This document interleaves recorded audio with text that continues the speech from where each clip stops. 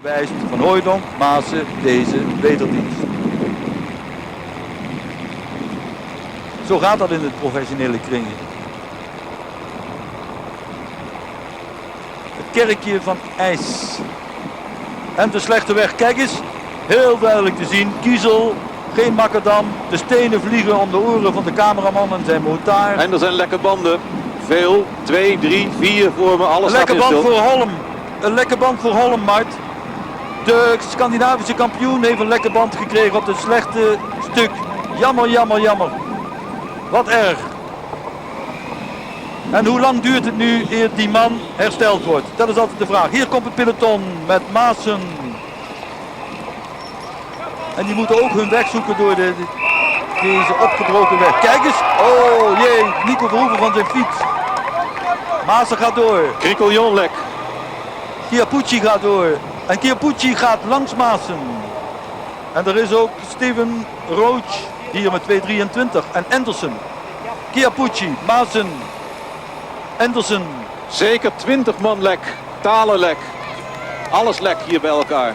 Achterin staat alles en iedereen op de grond. Is toch erg, hè? Ja, maar hier kan je ook niet over fietsen. Een crosser kan dit niet eens. Chiappucci heeft lek. Chiappucci de nummer 2 in de wereldrangschikking. Argentin lek.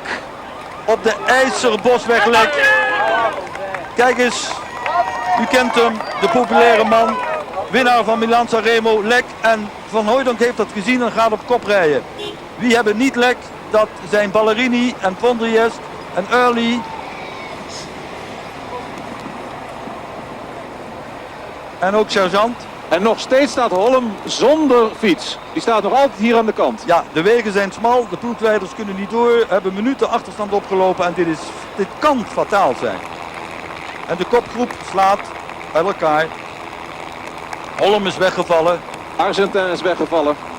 En dit peloton slaat ook helemaal uit elkaar. Dit is de IJzerbosweg. Hier zien we Kriklian naar voren rijden.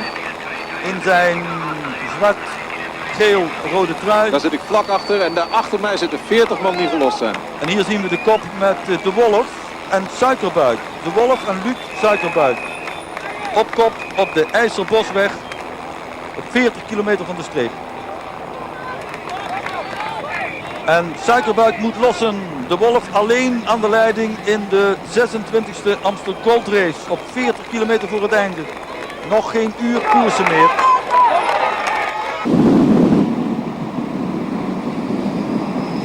En die proberen dus naar de 3 koplopers toe te rijden. Waar 1 man bijna zich bijgevoegd heeft. En dat is Frans Maassen. Frans Maassen gaat als eerste aansluiten bij de 3 koplopers. 4 man aan de leiding, 2 landgenoten. Ja, die Maassen rijdt een zeer goede koers.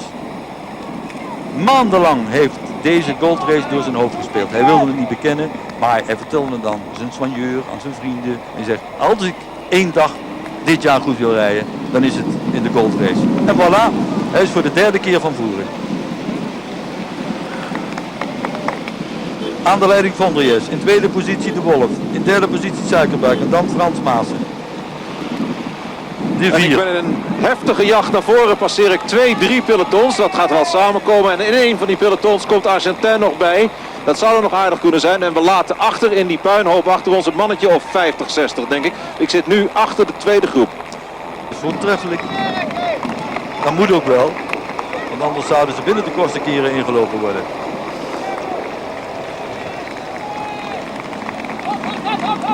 Maassen doet meer dan zijn deel van het werk. Suikerbuik trouwens ook. Je moet toch maar moed hebben. Hij is daarnet gelost, dat hebben we gezien, Suikerbuik. Hij raapt al zijn reserves bij elkaar, komt terug bij de kop en doet weer zijn werk. Dat vind ik karakter. Ik denk dat het verschil tussen de kopmannen en de groep hierachter nu ongeveer 200 meter zal zijn. En daar wordt weer uitgedemareerd. Er zijn 3 man weg. Ja, we zien dat hier. Dat is Jalabert, Alcala. En Bauer denk ik en daar komt Madio bij. Ja, Bauer. En hier komt Marc Madio, de winnaar van Parijs-Roubaix. Heeft nog een beetje over. De Jalabert, Alcala, Bauer en Marc Madio. Dat zijn ook voortreffelijke namen hoor. Madio op kop van de achtervolgers. Bauer in het wiel. Die behoren tot de toeschouwers hier aan de streep. Leuk om ze even terug te zien. Frans Maassen. En Mauricio Fondriest. Nou, ik denk dat Maassen vandaag zijn benen niet voelt. De Wolf. Let u niet op zijn gezicht, want dat trekt hij altijd. Tong eruit.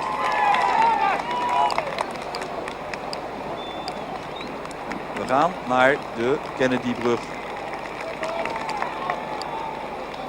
Als ze daarover zijn, moeten ze nog een paar singles in Maastricht. En dan begint de finale op de Lange Maasboulevard.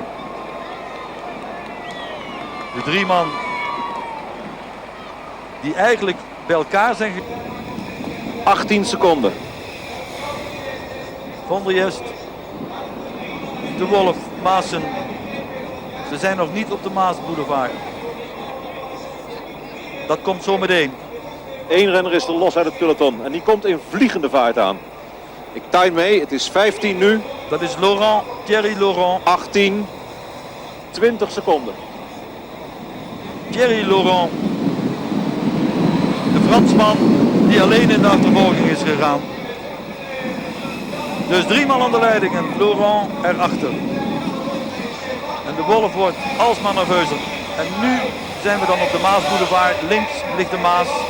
En gaan de mannen zich opmaken voor de eindsprint. Die brug die u daar ziet met die mensen erop, dat is nog 280 meter denk ik.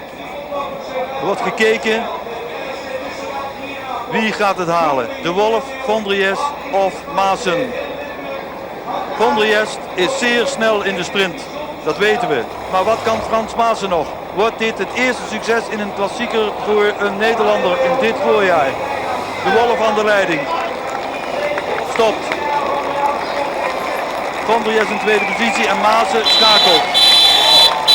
Zeer belangrijk moment. Wat kunnen ze doen? Komt Laurent nog bij of niet? Denk ik niet. Ik probeer om te kijken, ik zie hem nog niet. Nee, het wordt met z'n drieën. En nu dan. De Wolf gaat aan. Met de grote versnellingen. Maassen in het midden. Maassen op kop. Frans Maassen aan de leiding. Frans Maassen haalt hij het. Frans Maassen. Maar Fondriest komt langs. Dankjewel. Frans Maassen wint voor Fondriest en voor Dirk de Wolf. Eerste grote Nederlandse succes. En hier komt dan Laurent als vierde op 8 seconden. Geweldige zege voor Frans Maassen. En Erik van der Aarde wint de sprint van het peloton. Die wordt dus vijfde. Wat een ontknoping. Wat een ontknoping. Frans Maassen wint zijn eerste wereldbekerwedstrijd in dit seizoen. Hij heeft er in het verleden alles in gewonnen. Maar dit is de zege waarop hij lange tijd heeft gehoopt. Maandenlang heeft het in zijn hoofd gespeeld. De 26e Gold Race, die moet ik winnen. En we gaan het nog eens zien. Links de Wolf. Dan komt Frans Maassen op kop. En Fondriest komt ernaast. De sterke Italiaan die ook alles gegeven heeft. En Maassen wijkt iets uit naar links. En dan wint hij met royaal verschil. 1 Frans Maassen. 2 Mauricio Fondriest. En dit is het mooie beeld van Maastricht.